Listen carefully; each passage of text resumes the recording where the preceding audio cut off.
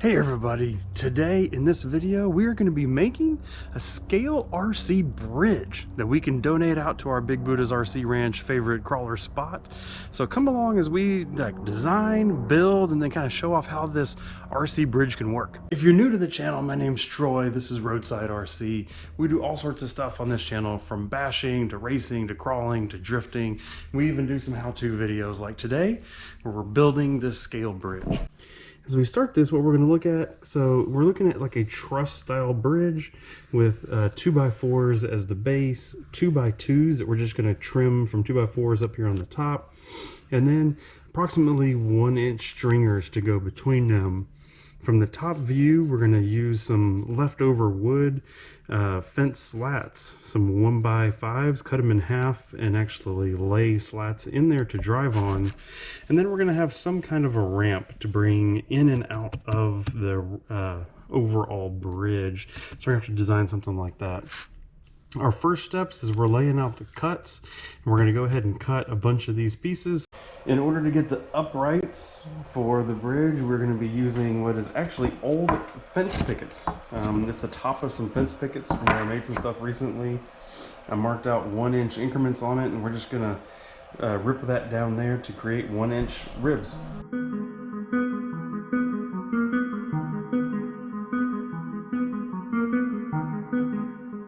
And just like that, I have a pile of what will end up being basically 1x1s or a little bit less, right? 3/4 by 1 or something like that.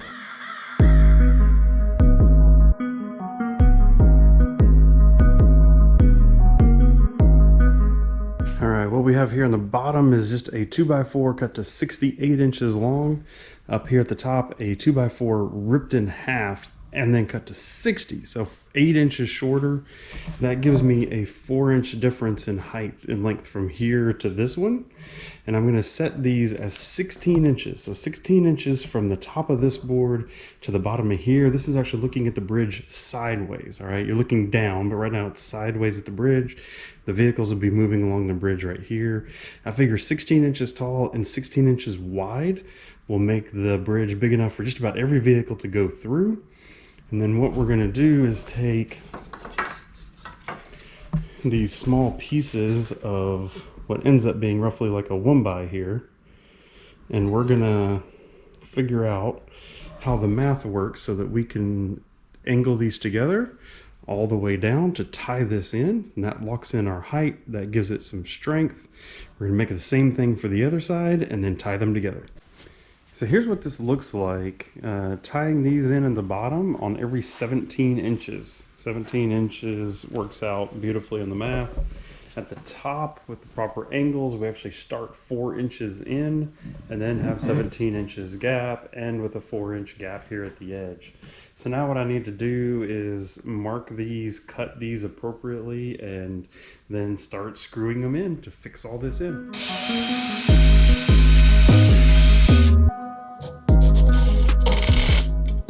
First assembly is complete. Check it out. This is starting to look like something.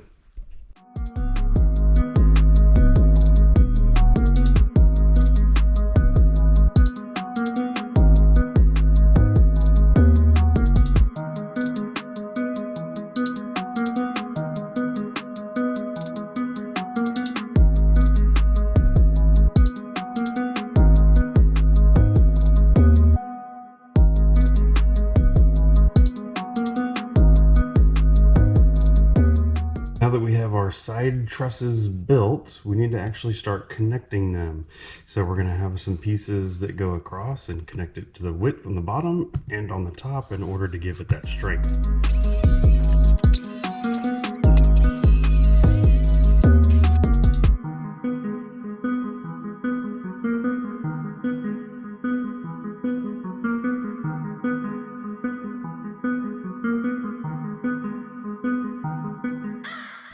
So check out what we have got now. We put the slats in here. So these are, you know, somewhere around a 1/2 inch by, I think it was like 2 3/4.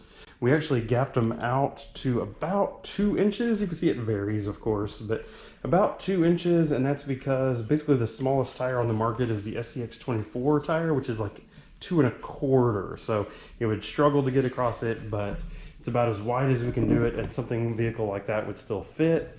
We also cut some at 20 inches wide up here to help tie across the top of the whole thing.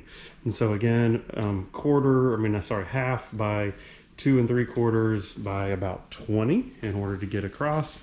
And now we have one very solid structure. Now, the truth is, you could stop right here. So this could literally be the end of it, and you could be done depending on where you're gonna put this.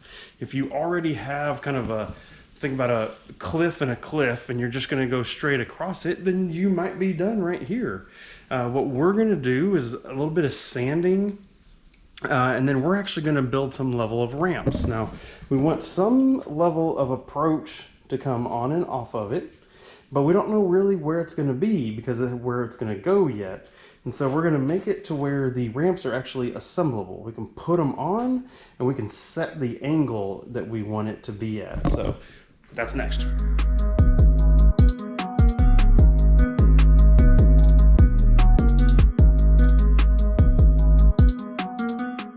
So here we have the bridge that we've made sitting just up on something to get it, some stools and everything to get it up to somewhat proper height. If you were going to use this on flat ground, what you saw us do here is we have 2x4s, cut them, I think somewhere around 4 feet long.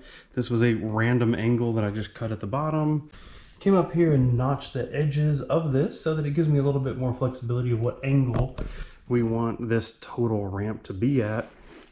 And then just ran 2 screws in it here. Now the goal of this is back these 2 screws out. You can actually adjust this ramp to either just be straight all the way out, or even almost at whatever angle you want. Now this is of course narrower than the rest of the bridge, but that doesn't mean that you can't still lay pieces on it that end up coming out to the total same width, so it still looks right. So what we have here that we're going to use is, again, some more leftover fence pickets. I did not rip them in half like I did before. I think I'm just kind of getting lazy at this point. So I left them at full width, but cut them to the 19-inch width. Same thing here is some random, we do live in Tennessee, which means you have a bunch of cedar trees. So a whole bunch of random pieces of cedar. I chopped them flat, and what that allows you to do a lot of the time is get 2 pieces out of the same roughly 19-inch long stick. We're going to pre-drill them, screw them in. So between these and then some of these up here, it gives you some nice obstacle that you have to maneuver in order to get up and onto the bridge. I even have a 2x4 that I cut previously. I believe this was actually making part of a ramp. And so I have a couple pieces of these 2x4s like this that obviously can kind of help throw you one way or the other, make it challenging as you go up. You can put them kind of however you want. You can put them down like this, you can put them up, you can set them this way, although that probably doesn't really do you much good. So I'm going to measure this, I'm going to cut it to the right width also, that 19 inches. And with some just mix of these, we're going to fill this in.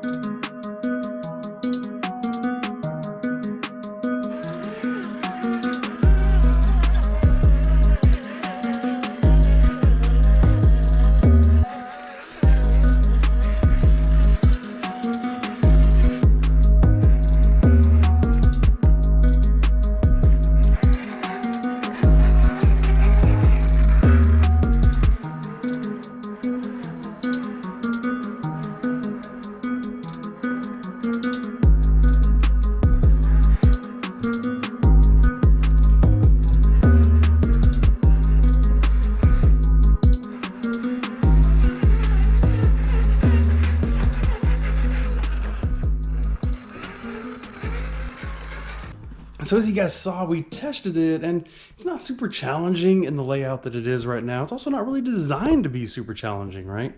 But there's a couple things that you can do in order to actually add some challenge to it. So as an example, these, I call them the cleats. They're the pieces of the fence that we clip off. You just screw a few of them together and it creates a bump. Same thing with some of the tips of the 2x4s. You can arrange them in such a way, make the trucks go over them.